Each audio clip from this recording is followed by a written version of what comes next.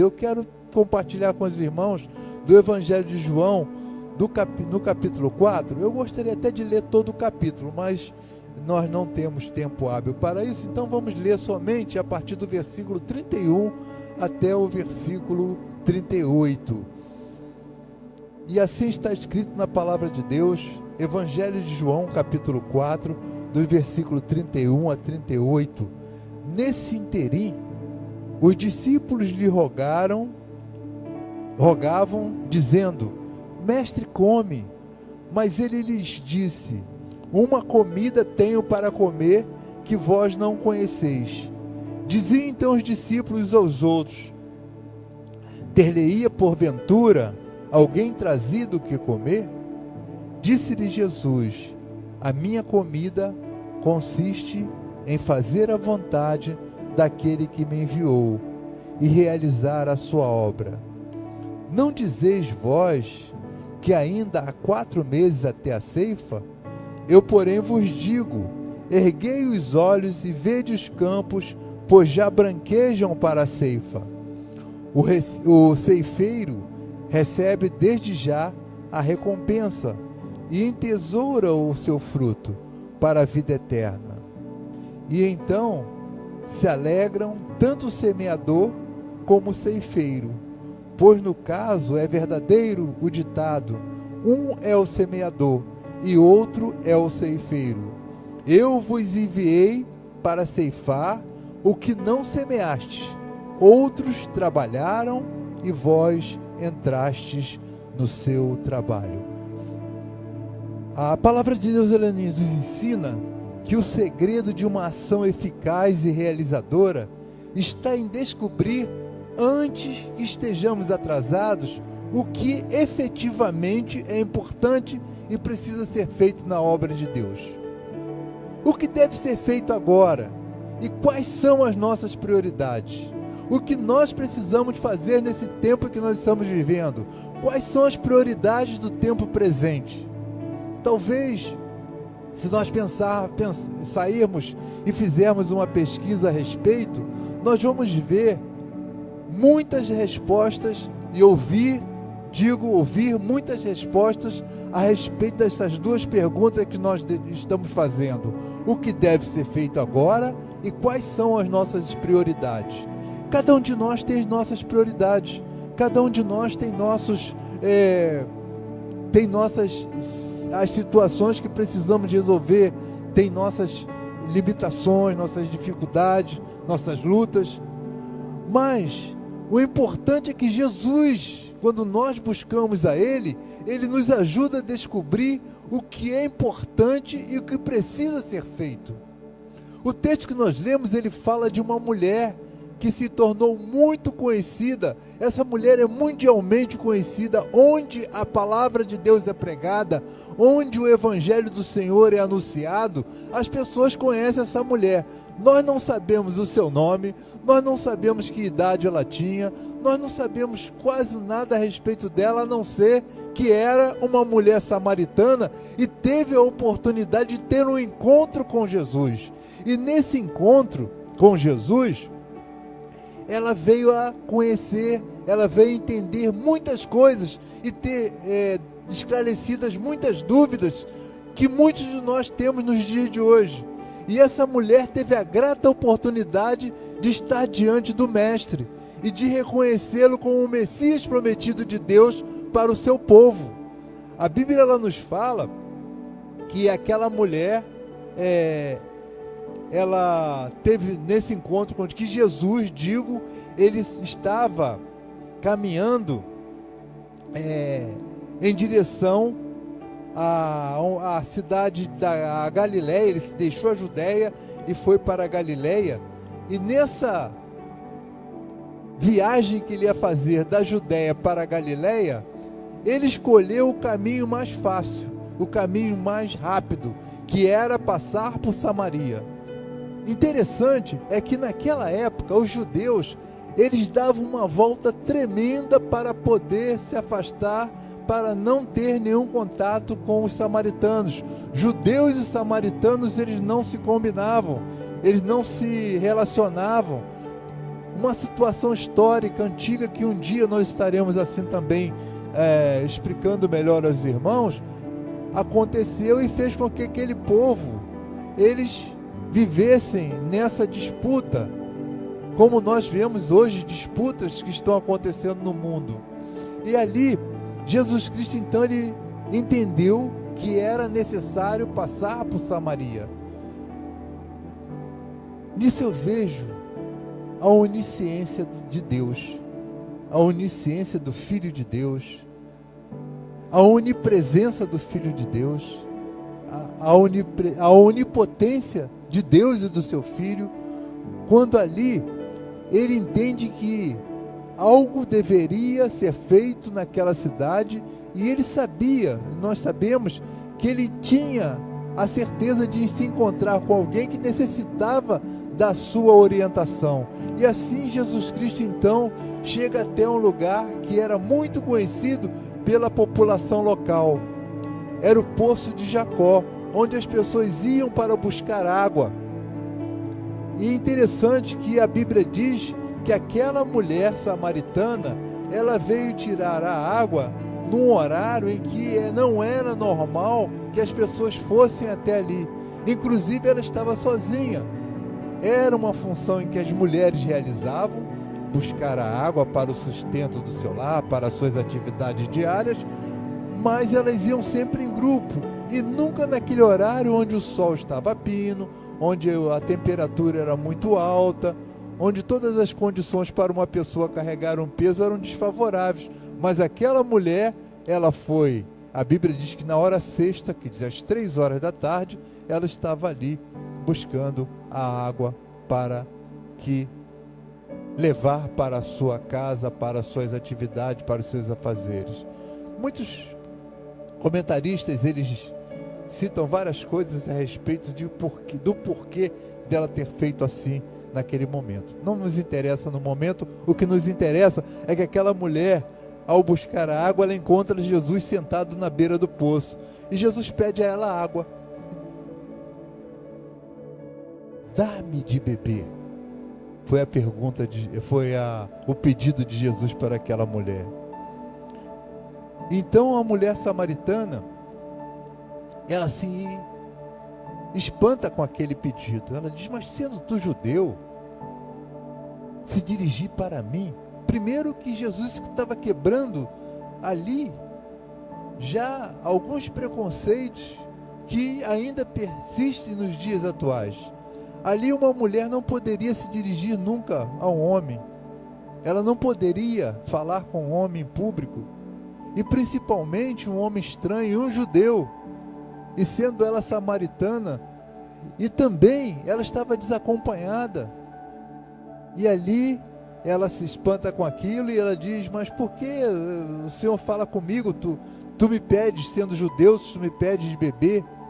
E Jesus diz a ela então, se ela conhecesse o dom de Deus, e aquele que estava pedindo água para ela, ele daria para ela a água viva. E ela então diz a Jesus: mas o Senhor não tem nem nada, se o Senhor não tem como tirar a água do poço, esse poço que é muito profundo, como é que o Senhor vai me dar água, essa água viva? Que ela entendeu que era água tirada do poço para servir a ela. Mas ela diz então: mas esse poço é fundo, onde pois tens a água viva?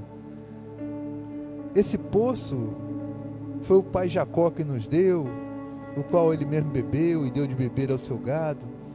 E Jesus então afirma para ela: quem beber desta água tornará a ter sede, mas quem beber a água que eu lhe der, ao contrário disso, nele uma fonte a jorrar para a vida eterna. E a mulher então, ela conta da sua história para Jesus, e ela entra num outro contexto a respeito da adoração. E ela diz para Jesus, ela entende que ele era um profeta a respeito das coisas que Jesus já havia dito para ela. E ali ela começa no seu diálogo com Jesus, a buscar entender o que era a verdadeira adoração, porque ela dizia: olha, os judeus dizem que devemos adorar no templo, já os samaritanos dizem que é no monte. E qual é o lugar da adoração? E é aí que Jesus Cristo, assim como ensinou aquela mulher, ele nos ajuda a descobrir o que é importante e o que precisa ser feito. Jesus Cristo, ele nos ensina que é hora de sermos verdadeiros adoradores. Nos versículos 23 e 24, ele diz assim: mas vem a hora, e já chegou, em que os verdadeiros adoradores adorarão o Pai em espírito e em verdade, porque são estes que o Pai procura para os seus adoradores. Deus é espírito e importa que os seus adoradores o adorem em espírito e em verdade. O diálogo com a mulher samaritana, no diálogo com a mulher samaritana, Jesus então responde sobre a questão do lugar da adoração, mostrando que a adoração verdadeira, ela independe do lugar,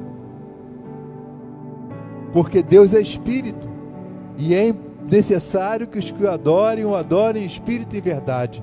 Então são esses adoradores que são livres do apego a lugares que Deus procura, por ser onipresente, o Senhor de toda a terra. Deus não está condicionado a um espaço físico. Ele é espírito, ele ocupa todo o universo, porque ele é o Senhor, ele é o Criador de todas as coisas. Então não existe limitação para ele de espaço. Então, quando o que Jesus ensina é que nós precisamos, e é tempo de nós experimentarmos um relacionamento pessoal com Deus. As nossas ações devem ser fruto daquilo que Deus é para nós.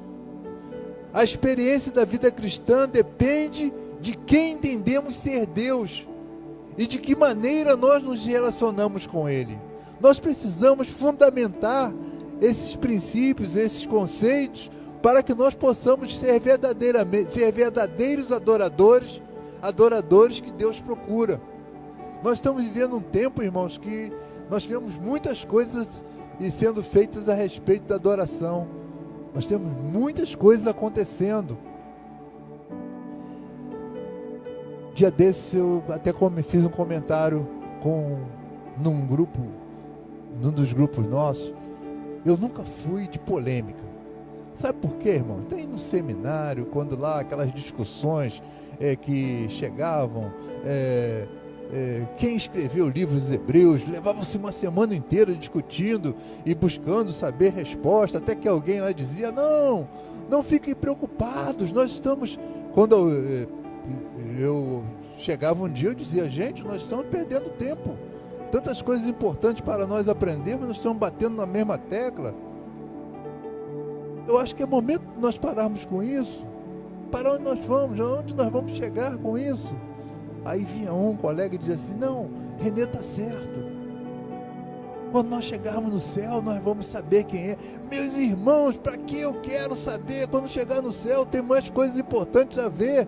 Eu quero estar na presença do meu Deus, eu quero vê-lo face a face. Eu quero estar naquele coral, entoando louvores ao Senhor. Eu quero ver as maravilhas que veríamos ali, e não vou ficar preocupado em saber quem escreveu ou não o livro dos Hebreus, se Jefité matou ou não, sacrificou ou não sua filha. Levávamos semanas estudando sobre isso e tantas outras coisas que nós vemos acontecer.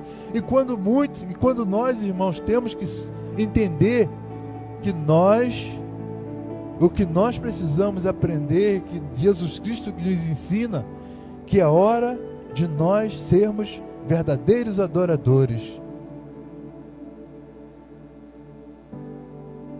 que a experiência da vida cristã depende de quem entendemos ser Deus e de que maneira nós estamos nos relacionando com Ele.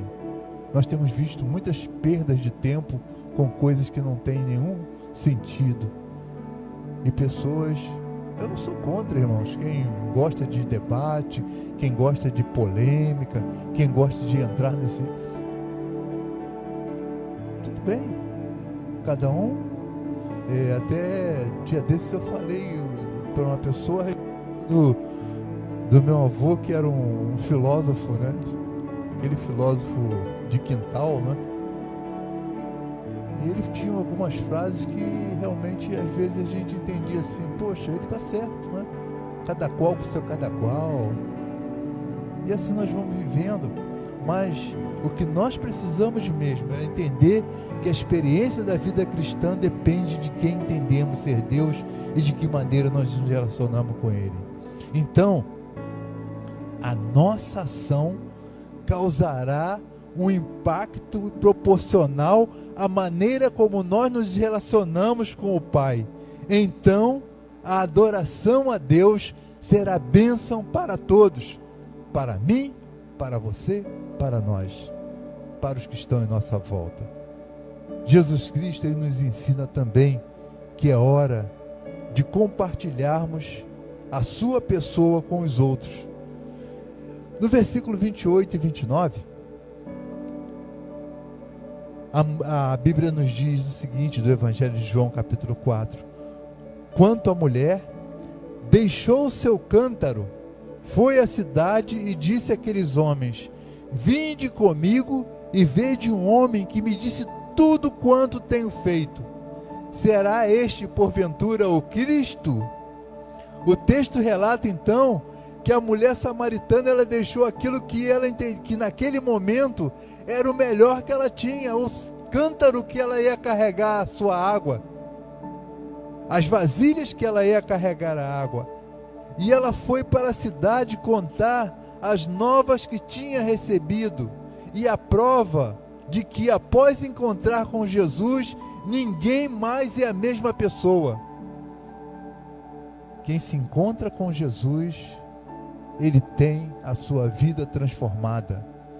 Um verdadeiro encontro com Jesus faz com que a pessoa nunca mais volte a ser a mesma pessoa que ela foi. E nós vemos isso, nós temos exemplos disso aqui na nossa igreja, nós temos exemplos disso de pessoas do nosso conhecimento. Quantas pessoas tinham vidas que eram vistas como vidas desprezíveis, e desculpe a expressão, irmãos, vidas miseráveis, e essas pessoas, elas passaram, a partir do momento que elas tiveram encontro com Jesus, as suas vidas transformadas de tal forma que elas são vistas como milagres. Um milagre aconteceu na vida dessa pessoa. Ouvi essa semana um comentário a respeito disso, um testemunho a respeito disso. A pessoa falou daquela pessoa que era uma pessoa que era vista como uma pessoa totalmente errada, os conceitos que ela seguia, e de repente essa pessoa tem um encontro com Jesus, e nesse encontro essa pessoa passa a ter a sua vida transformada de tal maneira que ela passa a ser vista de forma diferente por todas as outras pessoas, porque é a forma como nós vivemos a partir do momento que nós encontramos com Jesus, e nós não podemos ser a mesma pessoa desde o momento em que nós conhecemos Jesus. A nossa prioridade deve ser a de torná-lo, conhecido dos outros, e nós não podemos desistir diante dos obstáculos. Quantos obstáculos surgiram na vida das pessoas que um dia encontraram com Jesus e entenderam que suas vidas tinham que ser transformadas? Quantas pessoas tiveram dificuldade de abandonar o álcool, né? De abandonar o vício do tabaco, de abandonar a maconha, a cocaína, de abandonar o crack, de abandonar a prostituição, o adultério? Quantas situações, quantos obstáculos surgiram na vida das pessoas após o encontro com Jesus? Mas quando Jesus Cristo, Ele entra verdadeiramente na vida de alguém, quando Ele entra de tal forma no coração de alguém, e esse alguém passa a ser um verdadeiro adorador, a Bíblia diz então que todos os obstáculos eles caem por terra a partir do momento em que você se coloca na presença do Senhor. Jesus Cristo também nos ensina que é hora de agir antes que seja tarde. Os versículos 35 a 38 diz: não dizeis vós que ainda há 4 meses até a ceifa? Eu, porém, vos digo: erguei os olhos e vede os campos, pois já branquejam para a ceifa. O ceifeiro recebe desde já a recompensa em tesoura o seu fruto para a vida eterna. E então se alegram tanto o semeador como o ceifeiro, pois no caso é verdadeiro ditado: um é o semeador, o outro é o ceifeiro. Eu vos enviei para ceifar o que não semeaste. Outros trabalharam e vós entraste no seu trabalho. Por que razão nós não podemos esperar mais?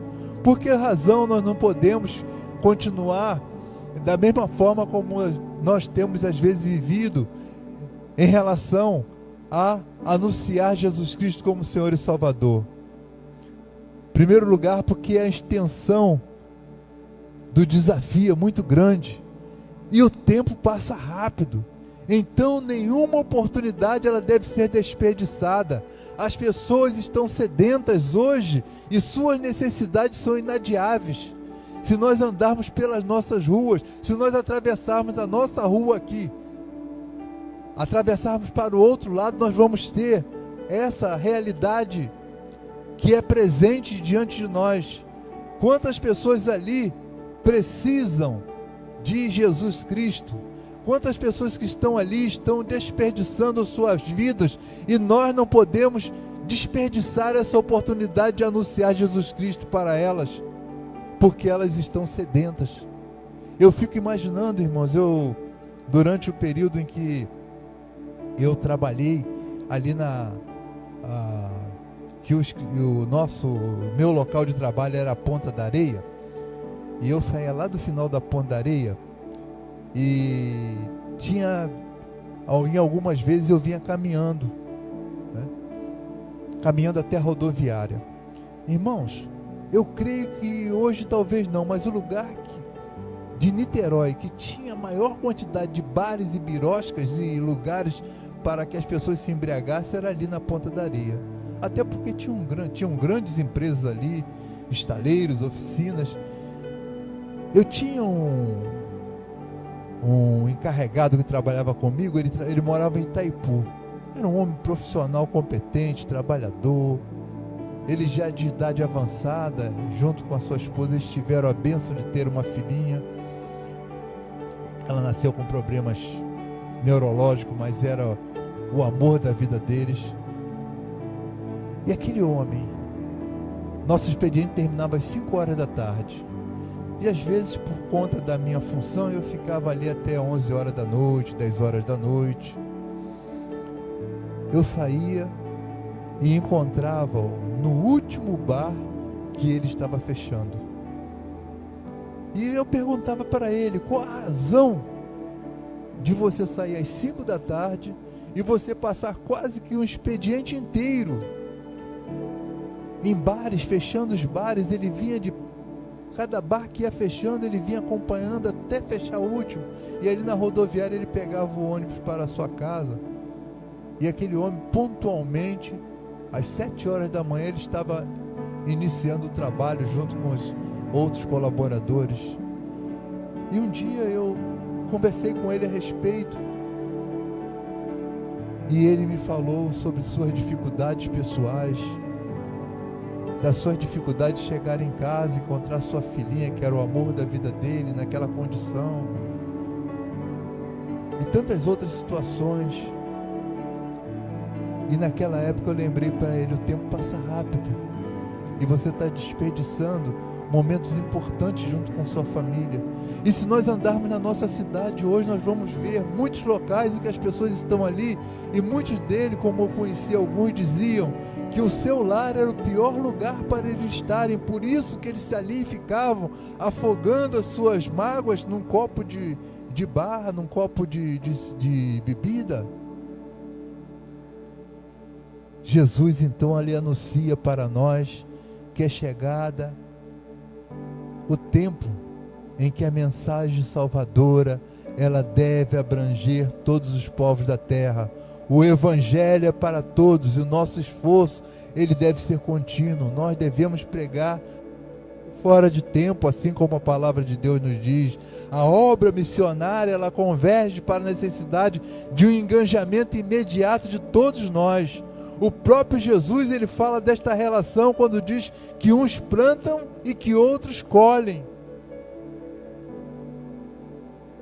E qual é a conclusão que nós chegamos a respeito de tudo isso que nós, nessa noite, discorremos? A primeira conclusão é que é hora de vivermos para adorar a Deus e torná-lo conhecido por todos à nossa volta. E como é difícil, irmãos, às vezes, nós pregarmos no nosso lar. Nós temos aqui hoje, nós tivemos o pedido de lares divididos, né? Quantos lares aqui nós vemos? São lares em que a palavra de Deus é vivida, é pregada, mas ali tem alguém que rejeita Jesus. E é para esse que Jesus Cristo diz que nós temos que torná-lo conhecido por aqueles que estão em nossa volta. A outra conclusão nós chegamos que é hora de agir para que as nações conheçam a única solução para os seus problemas mais profundos. E quantos problemas nós estamos vivendo nos dias atuais? Problemas tremendos, terríveis. Um dos problemas que eu tenho acompanhado e tenho visto é a pedofilia. Ela hoje ganhou, junto com as redes sociais, junto com a internet, uma amplitude tremenda, e é difícil, irmãos. Eu tive a oportunidade de, quando na minha vida secular, na minha profissão, eu estive numa cidade chamada Montes Dourados, e essa cidade lá no norte do Brasil, e essa cidade, e lá eu vi uma coisa que me deixou muito espantado, que me deixou muito preocupado, porque eu tinha uma filha naquela idade. Eu conheci uma prostituta, conheci porque via ela passar na cidade. Uma menina de 9 anos era prostituta. E ali homens, marinheiros, políticos do local, que é muito comum nos dias atuais, né? Eles são os donos da cidade, políticos, juízes, prefeitos, médicos, até religiosos, padres, pastores, se aproveitam da sua posição para ali aliciar meninas e meninos. E tem gente dizendo que isso não é crime, tem gente dizendo que isso aí é enfermidade, que está dentro, sei lá, tantas explicações que eu não consigo entender. E ali, quando eu vi aquilo, eu entendo, irmãos, que isso é o que Jesus Cristo nos chama, nos alerta a respeito dos profundos problemas que a humanidade está vivendo. O problema da fome. Milhares e milhares de pessoas por dia morrem de fome. E as pessoas estão preocupadas com tantas coisas, né? Dia desse eu estava vendo um comentário de que uma bomba que é lançada lá sobre uma cidade, quantos pratos de comida poderiam ser comprados e ser entregues, serem fornecidos? Quantos médicos, quantas vacinas, quantos remédios, medicamentos poderiam ser comprados para amenizar as doenças que graçam na África e nos países da Ásia? Jesus Cristo, ele nos leva à conclusão de que é hora de nós, na obra missionária, aprendermos a olhar com os seus olhos. Precisamos aprender a olhar com os olhos de Jesus, que contemplava a multidão errante como ovelhas que não tinham pastor. Será que nós temos esse olhar? Será que nós conseguimos olhar para a multidão e nos compadecermos dela como Jesus Cristo se compadeceu, entendendo que elas estavam caminhando errantes como ovelhas que não tinham pastor? Jesus Cristo nos leva à conclusão de que as nações clamam. E qual é a nossa resposta para as almas sedentas da palavra de Deus e da salvação. Qual é a resposta, irmãos? A minha resposta é a mesma resposta que Isaías deu. Usa-me, Senhor. Essa deve ser a nossa resposta. Você concorda com essa resposta? Se você concorda, faça com que essa resposta ela seja real e verdadeira. Diga para Jesus, diga para o Senhor: usa-me, Senhor, para ser um verdadeiro adorador, para ser um evangelista, para levar às nações o seu santo evangelho, para que vidas sejam salvas, que almas possam encher os céus, que os céus se encham de salvos e o inferno seja esvaziado, cada dia através da nossa pregação. Amém, irmãos? Que Deus continue falando aos irmãos. Vamos estar, irmãos, desculpem o avançado da hora, mas eu entendo que Deus nos preparou nesse dia para que estivéssemos aqui aprendendo a respeito do tempo que é chegado e que Jesus precisa de nós, Deus precisa de nós para que possamos anunciar a salvação que Ele nos dá de graça. Quando eu penso que anjos queriam fazer o que nós estamos fazendo agora, e a eles foi negado o direito, e esse direito foi dado a nós, eu entendo que Deus, Ele confiou naqueles que um dia Ele chamaria, naqueles que um dia Ele usaria para fazer com que sua mensagem fosse pregada e anunciada. Nós vamos estar orando mais uma vez, encerrando esse culto que nessa noite ele foi a nossa expressão de gratidão a Deus pelos benefícios que o Senhor tem nos dado.